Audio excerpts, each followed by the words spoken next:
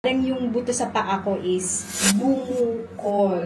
Hirap ako matulog. Yung paa ko is talagang halos hindi ko na mailakad kapag pauwi na.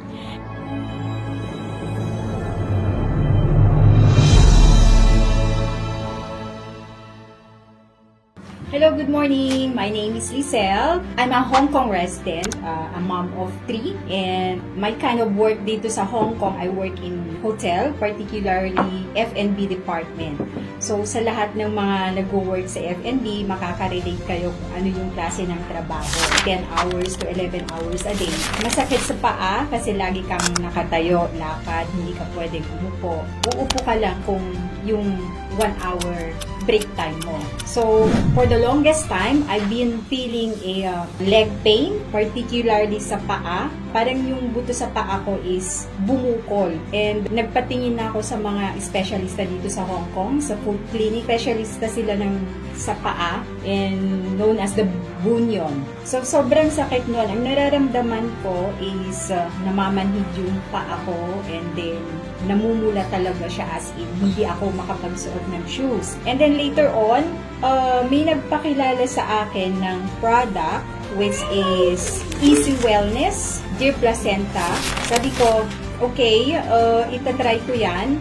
So, nagtry ako nitong product na to last month, June. Na-introduce sa akin yung product na to. Nung una, ito lang muna yung tinake ko. 2 capsule sa morning and then 2 capsule before bedtime. And for the first week, meron akong naramdaman na effective talaga siya. Hindi ako gumagawa ng story. This is from my own experience. So, after ko na mag-take for 1 week, nawala yung pamamanhid ng paa, nawala yung namumula sa paa ko, yung sakit, numbness, nawala siya. And then, hirap ako matulog. Trabaho ko is 3 shift kami. Either morning shift ka from 10 a.m. to 8 p.m. Wala pang kasamang overtime yon. So, sobrang pagod. Yung paa ko is talagang halos hindi ko na mailakad kapag pauwi na. Kapag nagtitik na ako nito, as in, tuloy-tuloy yung tulog ko, as in, hindi na ako magising na hindi katulad dati na pag magising ka konti, hirap ka na rin matulog. Isa rin yung sa nagustuhan ko sa product na to, talagang napaka-effective kasi in deep sleep ka.